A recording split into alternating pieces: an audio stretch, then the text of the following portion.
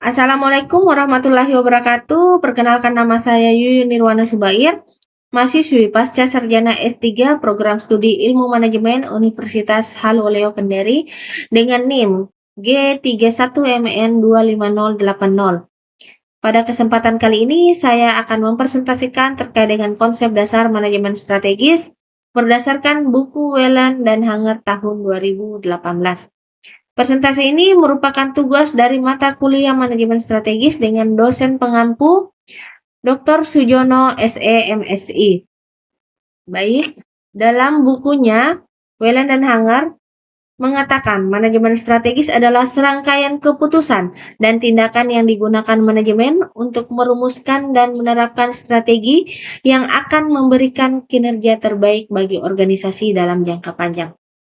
Jadi, dengan kata lain bahwa keduanya ini tidak bisa dipisahkan, karena keputusan tanpa tindakan tidak akan menghasilkan perubahan, sementara tindakan tanpa arah strategis tidak akan menghasilkan keberhasilan. Whelan dan Hanger menekankan bahwa strategi bukan tentang hasil yang instan. Manajemen strategis berorientasi pada keberhasilan organisasi dengan mempertimbangkan beberapa hal. Yang pertama yaitu lingkungan eksternal seperti pesaing, tren pasar, regulasi, dan teknologi. Selanjutnya yaitu sumber daya internal seperti keuangan, SDM, budaya organisasi, dan kemampuan inti.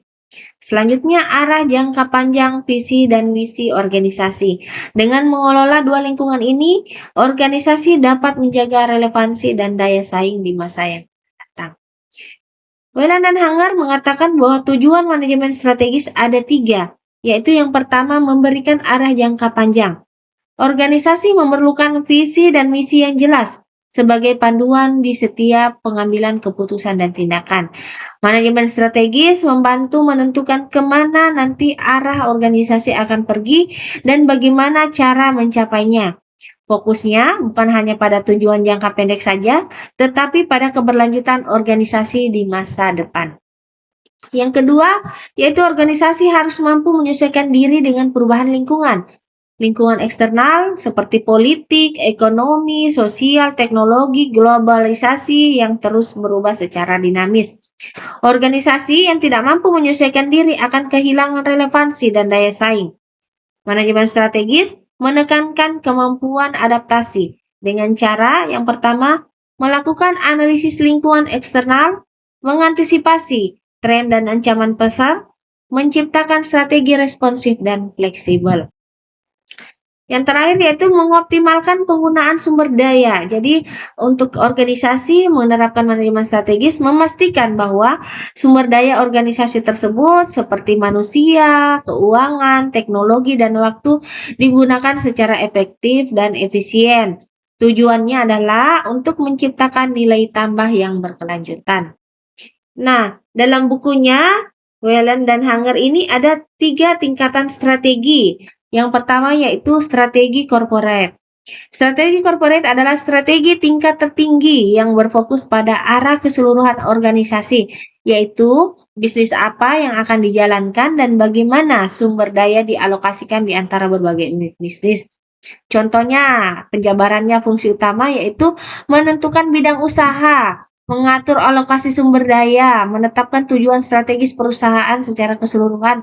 Selanjutnya, menentukan hubungan antar unit bisnis agar saling mendukung.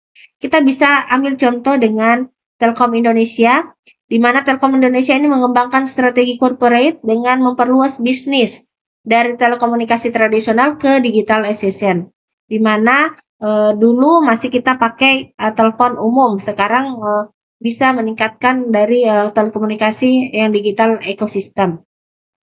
Selanjutnya, strategi bisnis.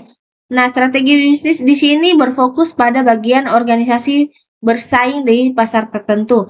Pada tingkat ini, tujuan utama adalah membangun keunggulan kompetitif di dalam satu industri atau pasar. Jadi, fungsi utamanya yaitu menentukan posisi kompetitif perusahaan terhadap pesaing. Memilih strategi biaya rendah, diferensiasi, atau fokus. menentukan target pasar dan proporsi nilai pelanggan, mengembangkan strategi untuk memenuhi kebutuhan pelanggan lebih baik dari pesaing. Bisa kita ambil contoh dengan branding Apple. Apple ini menerapkan strategi diferensiasi dengan fokus pada inovasi desain dan pengalaman penggunaan premium. Nah, bisa kita lihat Apple masih merajai untuk merek-merek HP. Jadi, ayo untuk teman-teman siapa nih yang pengguna HP Apple? Next, ada strategi fungsional. Di sini strategi fungsional ada strategi tingkat operasional yang mendukung pelaksanaan strategi bisnis. Fokusnya pada pengelolaan fungsi utama organisasi seperti pemasaran, keuangan, sumber daya manusia, produksi, dan penelitian pengembangan. Di sini dijabarkan strategi bisnis ke dalam rencana operasional dan kegiatan harian, menentukan kebijakan dan prosedur fungsional agar mendukung keunggulan bersaing, mengoptimalkan sumber daya dalam setiap fungsi organisasi, menciptakan sinergi antar fungsi untuk mendukung strategi tingkat bisnis. Bisa kita lihat dengan strategi yang dilakukan oleh Coca-Cola yang menekankan brand emotional connection melalui iklan dan sponsorship. Nah, kita lanjut untuk proses manajemen strategis. Formulasi strategis yaitu proses merancang strategi organisasi berdasarkan analisis lingkungan dan tujuan organisasi.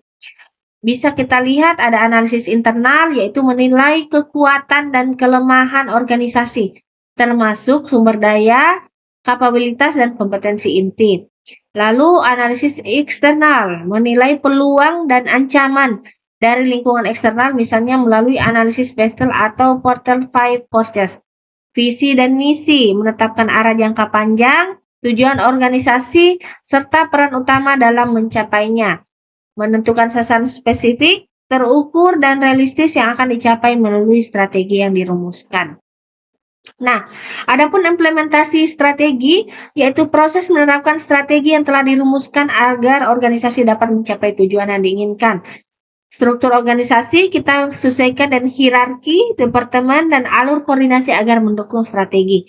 Budaya organisasi dengan membangun nilai norma dan perilaku yang sejalan dengan strategi.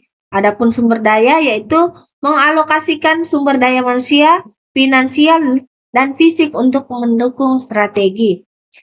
Terakhir yaitu evaluasi dan pengendalian adalah proses memantau kinerja dan melakukan penyesuaian strategi agar tetap relevan dan efektif. Jangan lupa melakukan pemantauan yaitu dengan mengukur kinerja organisasi melalui indikator finansial dan non-finansial. Lalu selanjutnya yaitu perbaikan strategi. Menyesuaikan strategi jika terjadi perubahan lingkungan atau jika kinerja tidak sesuai dengan target. Nah, selanjutnya ada peran manajer strategis. Nah, peran manajer strategis ini yang pertama yaitu menetapkan arah organisasi. Manajer strategis bertanggung jawab merumuskan visi, misi, dan tujuan jangka panjang organisasi. Mereka memastikan seluruh kegiatan organisasi sejalan dengan arah strategis yang telah ditetapkan. Yang kedua, mengambil keputusan strategis, yaitu manajer strategis membuat keputusan penting terkait alokasi sumber daya, pemilihan pasar, produk, dan lini bisnis. Keputusan ini bertujuan untuk mencapai keunggulan kompetitif dan pertumbuhan organisasi. Yang terakhir yaitu mengawasi pelaksanaan strategi, yaitu memantau implementasi strategi, memastikan setiap departemen dan tim bekerja sesuai dengan rencana. Mereka juga melakukan evaluasi dan penyesuaian strategi bila diperlukan agar tujuan organisasi tercapai. Nah, beberapa slide sebelumnya tadi bisa kita tarik kesimpulan dari buku Whelan dan Hanger ini, yaitu manajemen strategis merupakan fondasi penting bagi keberhasilan suatu organisasi. Melalui formulasi, implementasi, dan evaluasi yang tepat, organisasi dapat beradaptasi terhadap perubahan lingkungan yang dinamis dan mencapai keunggulan kompetitif berkelanjutan. Baiklah, demikian presentasi saya. Semoga materi ini bermanfaat bagi kita semua. Wabillahi taufik wal hidayah. Wassalamualaikum warahmatullahi wabarakatuh.